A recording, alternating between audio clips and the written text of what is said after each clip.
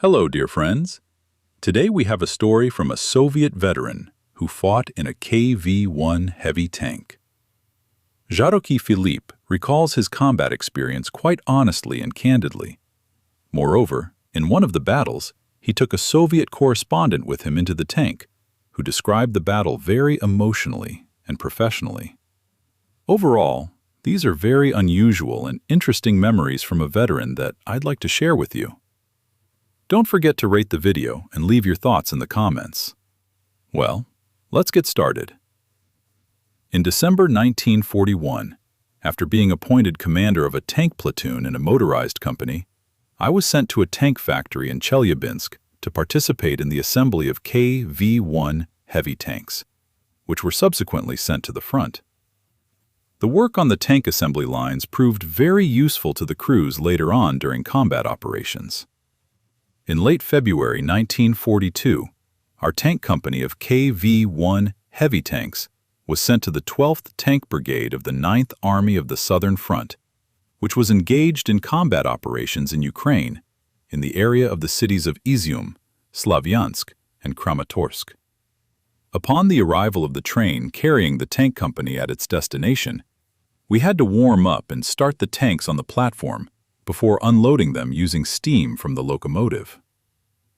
Due to the deep snow cover, my tank's driver mechanic, Bondarenko, got the tank stuck on its bottom.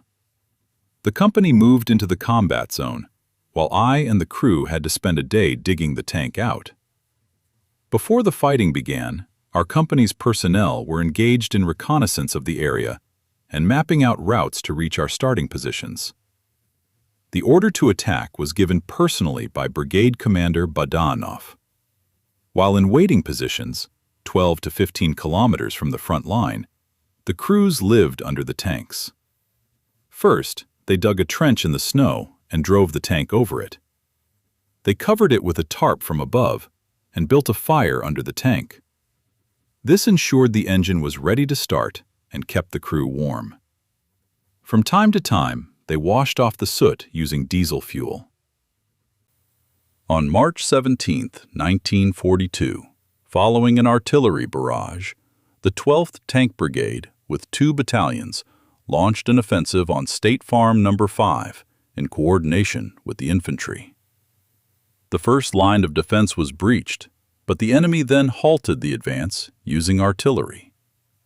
The tank of Company Commander Senior Lieutenant Gulyayev, manned by a battle-hardened crew that had fought in the Winter War, broke away from the company, wedged itself into the enemy's defenses, but was hit and surrounded by the Germans.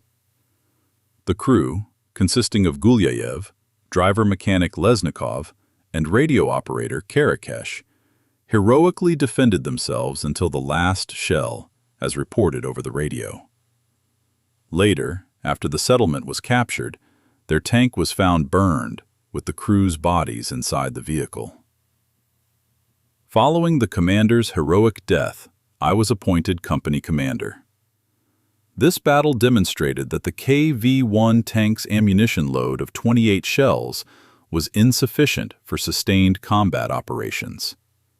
For example, during the offensive, I had to withdraw from combat twice to replenish the tank's ammunition. Subsequently, the ammunition load was increased to 80 shells, which were stored in the hull bottom, causing some inconvenience to the crew. Furthermore, during marches, the KV-1 lagged significantly behind the T-34 and T-70, which were also part of the tank brigades. At the same time, the KB-1 was superior as an infantry support tank. Its thick armor and larger silhouette allowed infantrymen to take cover behind the tank during an attack. When moving in first gear, the KB-1's speed matched that of the advancing infantry, whereas the T-34 tanks pulled ahead of their infantry. It should also be noted that in the period following the battles in Ukraine in the summer of 1941, no improvements were made to the transmission of the KV-1 tanks. Instead, as it later became known, new modifications of this tank were being developed for some reason. Furthermore, Most KV-1 tanks lacked optics, as the Kharkiv factory had been evacuated. However, all new tanks were equipped with radios. In April 1942, the 12th Tank Brigade continued to engage in fruitless combat operations to capture the cities of Slavyansk and Kramatorsk. I remember that during the offensive, the company's tanks came to a standstill due to heavy enemy fire and the absence of infantry. The crews turned off their radios. I had to arm myself with a hammer and, running from tank to tank, bang on the armor and indicate the direction of the advance.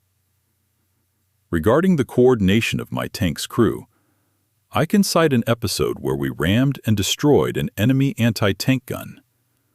During the battle, the driver-mechanic Bondarenko, anticipating the shot by a split second, rammed the enemy gun along with its crew.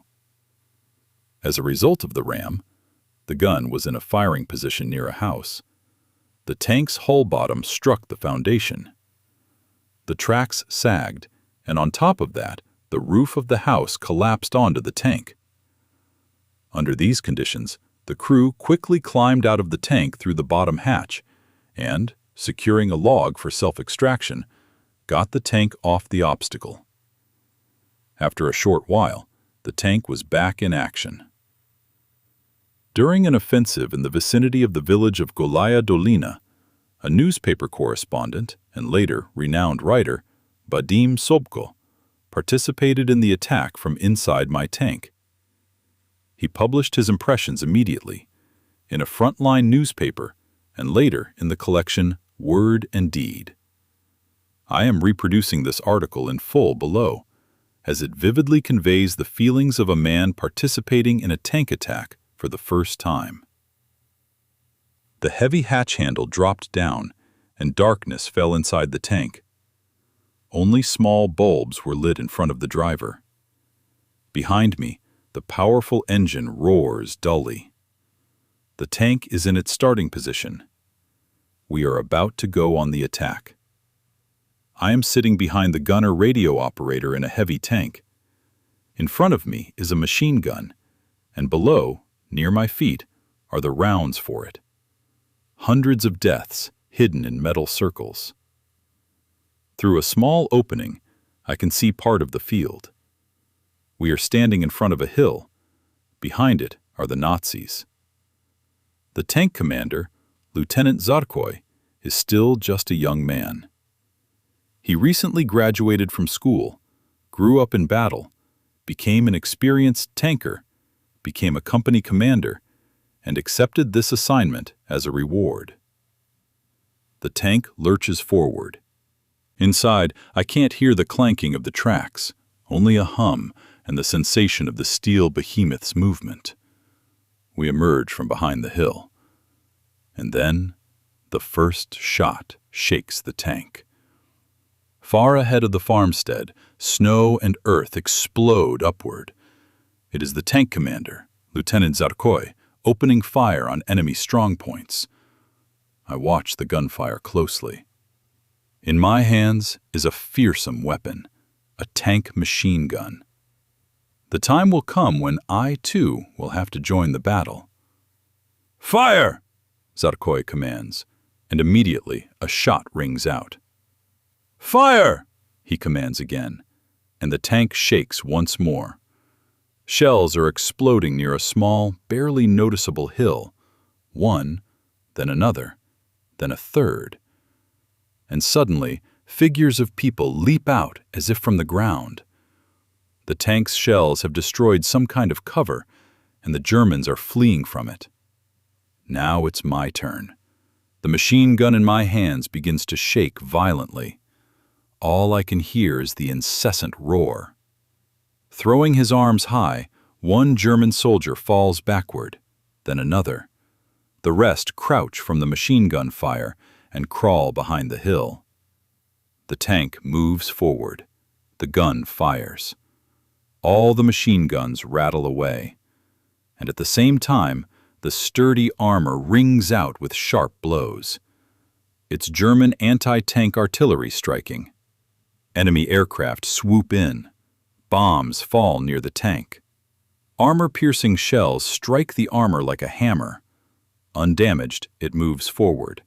Its armor was forged in the factories of the motherland for a reason.